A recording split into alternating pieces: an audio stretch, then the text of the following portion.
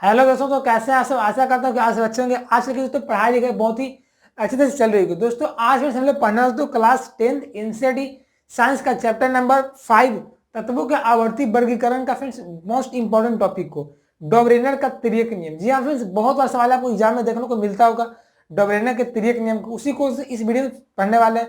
और ये फ्रेंड्स आपका चैप्टर नंबर 5 का लेक्चर नंबर 1 भी यानी कि शुरुआत का है। ठीक है, तो इसको हम समझते हैं प्रेम से, साधारण भाषा में, सरल तरीकों से। ठीक है, तो समझना के लिए करना बस वीडियो को अंत तक देखते रहिए। वीडियो अच्छा लगेगा तो लाइक कर दीजिएगा, और कुछ वीडियो सीखे तो प्लीज हमारे चैनल को सब्सक्राइब कर दीजिएगा। देखिए शुरुआत करते हैं आज के क्लास को।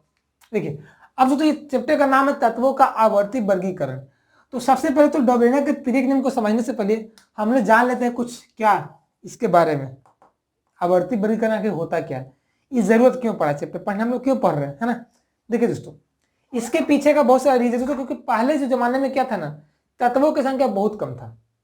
तत्वों की संख्या बहुत मान लो 50-60 तत्व था। लेकिन दोस्तों जैसे ही जब धीरे धीरे तत्वों का आविष्कार होते गया ना, तो तत्वों की संख्या लगातार बढ़ते गए। पहले तो तत्व बहुत कम था, मान लीजिए 60 तत्व, 60 है, तो इसका अध्ययन हम लोग कर लेते थे, इसके गुण का अध्ययन हम लोग कर लेते थे। लेकिन जब दोस्तों इसका तत्व संख्या ज्यादा बढ़ने लगा ना, तो इसके गुणों का अध्ययन करने में कठिनाई महसूस होने लगी।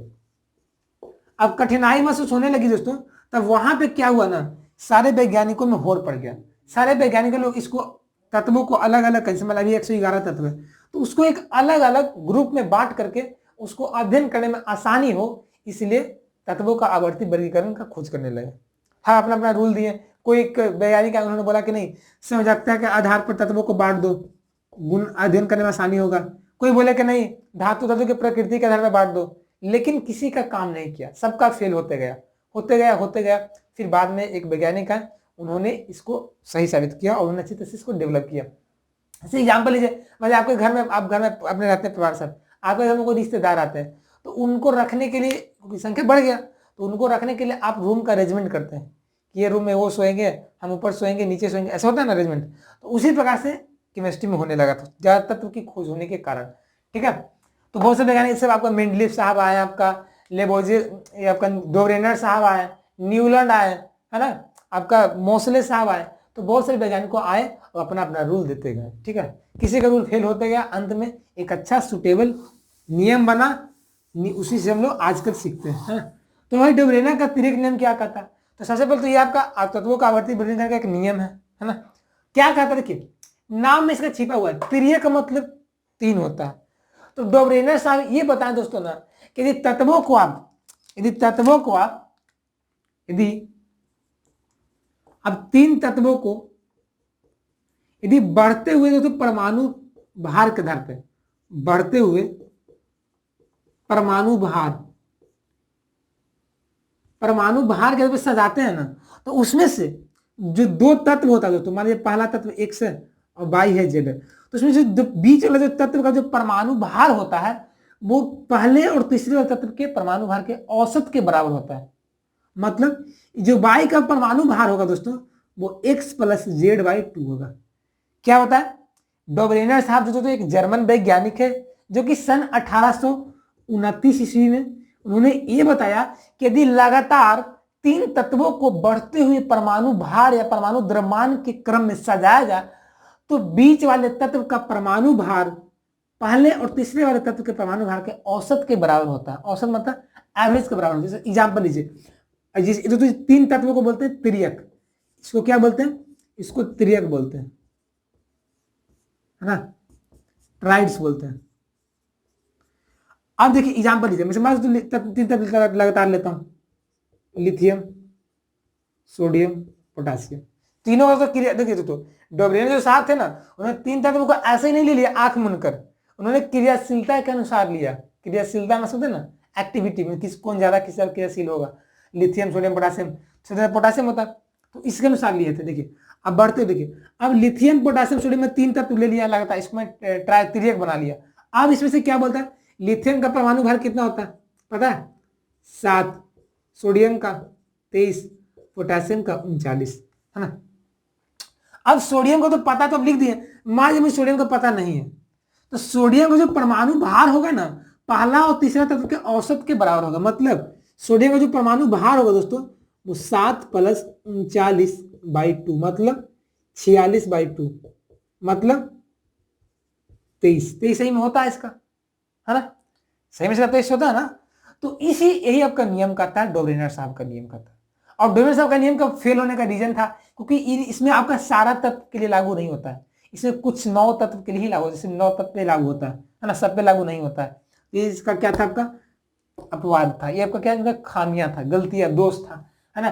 तो मैं इसके डिफिनेशन को लिखता हूं ताकि आप एग्जाम में हूबहू ऐसे ही लिखेगा तो आपको फुल में फुल मार्क्स मिलेंगे, ठीक है। तो चलिए हम लोग लिखते हैं बातों को, कुछ इंपॉर्टेंट पॉइंट्स को जानते हैं, है ना। बहुत अच्छा रूल है दोस्तों आपको, क्योंकि बोर्ड एग्जाम में आपको हमेशा देते हैं, पूछता रहता है ये, ठीक है। तो मैं क्या लिखूंगा दोस्तों, इस नियम का प्रतिपादन मतलब कौन, चलिए यहां पे मैं हेडिंग डाल देता हूं पहले, डॉबरेनर का तिर्यक नियम, डॉबरेनर का तिर्यक नियम।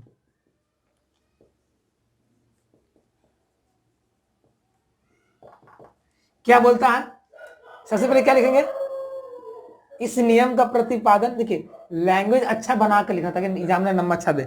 इस नियम का प्रतिपादन जर्मन वैज्ञानिक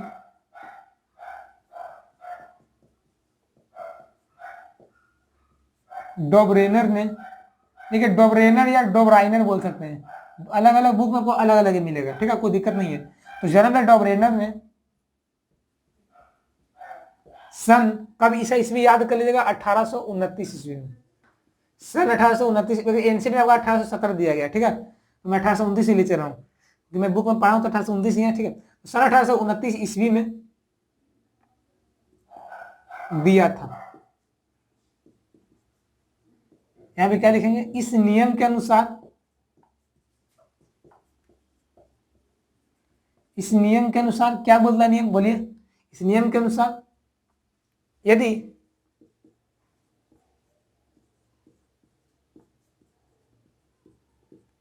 तीन तत्वों को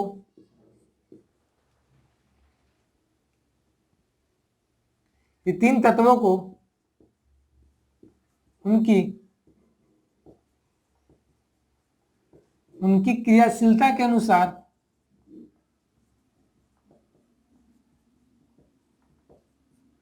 बढ़ते परमाणु भार के क्रम में सजाया जाए, बढ़ते, ठीक है। तो आप भी साथ साथ लिखते चलिएगा, ठीक है, आप बस फिल्म जैसा देखिए मत, आप साथ साथ लीजिए। मैं जितने भी क्लास 11 और 12 को पढ़ाता हूँ, 10th को भी, तो आप ये सब कोशिश करें कि आप कॉपी कलम लेकर बैठे। यदि कहीं अदर जगह है तो आप देख सकते हैं, कोई दिक्कत नहीं, बट ऐसे घर में पढ़ रहे हैं तो कलम कॉपी लेकर आप लिखते चलिए, आपको ज्यादा समझ में आएगा, ठीक है। परमाणु भार के क्रम में सजाया, क्योंकि मैं लिख रहा हूँ, मुझे लिखने का यहाँ पे शौक नहीं है लाइव में, मैं पहले से लिख सकता हूँ, बट मैं इसलिए लिखता हूँ ताकि बच्चे हमारे साथ लिखें, तो बाद में उनको लिखने का मन नहीं करता, ठीक है। साथ साथ लिखे तो आपको नोट्स बन जाएगा आपका। परमाणु भार के क्रम में सजाया जाए तो बीच वाले तत्व का, 3 तत्व को सजाया है ना, कितना तत्व को, 3 तत्व, इसको त्रियक बोलते हैं, सजाया जाए तो बीच वाले तत्व का परमाणु भार क्या होता है, पहले और तीसरे तत्व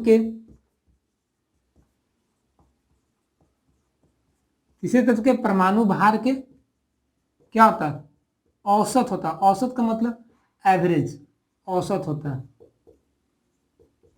ये तो समझ में आ गया। अब इसका कुछ हम लोग एग्जाम्पल लेते हैं, ठीक है, ये तो समझ में आ गया। अब से एग्जाम्पल जैसे मान लीजिए, ले लीजिए यहाँ पे, देखिए, और तो यहाँ पे एक नोट लीजिए, नोट पहले नोट लिखिए, फिर एग्जाम्पल। क्या नोट लिखिएगा, 3 तत्वों के समूह को तिर्यक कहते हैं, 3 तत्वों के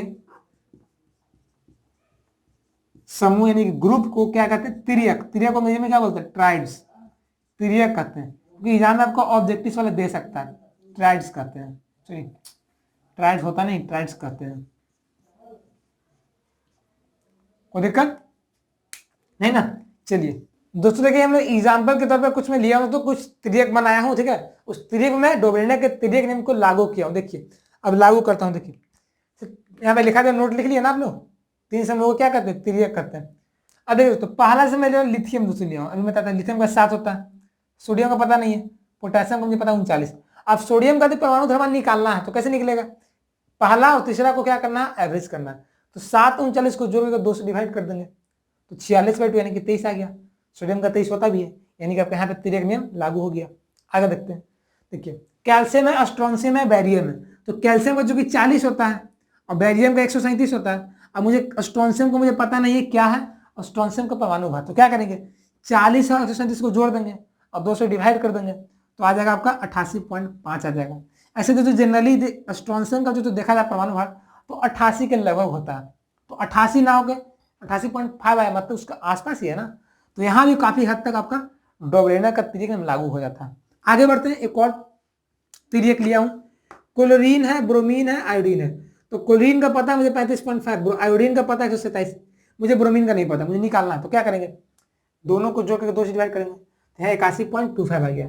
लेकिन तो जनरली देखा जाए ब्रोमीन का एटॉमिक परमाणु भार आपको याद होगा तब इसका 80 होता है एवरेज में।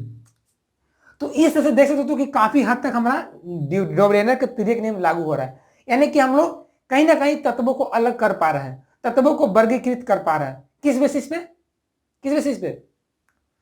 तिर्यक बना करके। तो दोस्तों यह सब जगह लागू होता नहीं, क्योंकि आप इसमें से देखिए, आप चाहिए कि हर तत्व को लागू कर दीजिएगा, इसमें जोड़ दीजिएगा तो नहीं होगा। इसमें कुछ ही तत्वों को शामिल किया गया था, इसमें सारे तत्व का समावेश नहीं हो सकता है, इसमें सारे तत्व इन्वॉल्व नहीं हो सकते हैं, है ना। जैसे मान लीजिए आपका कौन ले सकते, जैसे कि कोई यार लूंगा, जैसे फ्लोरीन, क्लोरीन, ब्रोमीन है ना, और मैं जैसे हाँ नाइट्रोजन तो फास्फोरस है, आर्सेनिक, इसको भी कहिएगा तो लागू आपका हो जाएगा, ठीक है। लेकिन और भी बहुत सारे जो तत्व हैं उनको लागू लगाइएगा, इसमें तो नहीं लागू हो पाएंगे।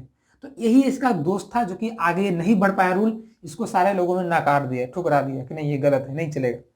तो भाई फिर भी इन्होंने दिया, बहुत बड़ी बात है, जो हम लोग आजकल पढ़ रहे हैं इनका रूल को, है ना। तो इस तरह से आपका डोमिनेंट का तिर्यक नियम था। कोई पूछेगा तो बता दीजिएगा, है ना। और ये आपका 3 एग्जाम्पल दे दीजिएगा, है ना। 3 एग्जाम्पल से क्या होगा कि एग्जाम आपका समझ आए कि क्या रूल कहता है, ठीक है। कोई दिक्कत? डोमिनेंट के तिर्यक में कुछ दिक्कत नहीं ना। तो आगे के जो हमारा वीडियो आएगा दोस्तों वो आएगा आपका न्यूलैंड के अष्टक नियम का, कि न्यूलैंड का अष्टक नियम क्या कहता है। फिर हम लोग आगे पढ़ेंगे मेंडलीव का आवर्त नियम, फिर मोसले का नियम, है ना। फिर पढ़ेंगे दीर्घावर्षण, लघुवर्षण, अंतर, बहुत सारे आगे पढ़ेंगे, बहुत सारी चीजें पढ़ेंगे। जो भी आपका एनसीईआरटी बुक में दोस्तों दिया गया है ना, उसको मैं पढ़ा दूंगा, कुछ भी नहीं छोड़ूंगा, याद रखिएगा।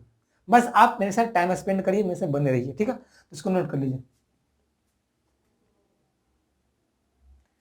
तो दोस्तों कैसा लगा आज का क्लास? अच्छा लगा ना? कुछ सीखिए, प्लीज वीडियो को लाइक कर दीजिएगा। तब और दोस्तों चैनल पहली बार होंगे, चैनल को सब्सक्राइब कर देंगे, क्योंकि फ्रेंड्स हमारे चैनल पर ऐसे मैं क्लास 10th 11th 12th की वीडियो लाता रहता हूँ, सोल्यूशन कराता रहता हूँ। तो हमारे चैनल पर सब्सक्राइब कर दीजिएगा और बगल में जो नोटिफिकेशन मिलेगा उसको भी दबा दीजिएगा, ताकि नए नए वीडियो जाएंगे उससे पहले आप अप टू डेट रहेंगे। और दोस्तों इसके पहले का भी चैप्टर का देखना है, धातु कारण एवं इसके यौगिक, अम्ल क्षार लवण, रासायनिक अभिक्रिया समीकरण, तो उसका वीडियो डाला हुआ बहुत डिटेल में पढ़ाया गया है हमारे चैनल पे। तो हमारे चैनल के प्लेलिस्ट में जाकर 10th वाले में जाकर देख सकते हैं, ठीक है।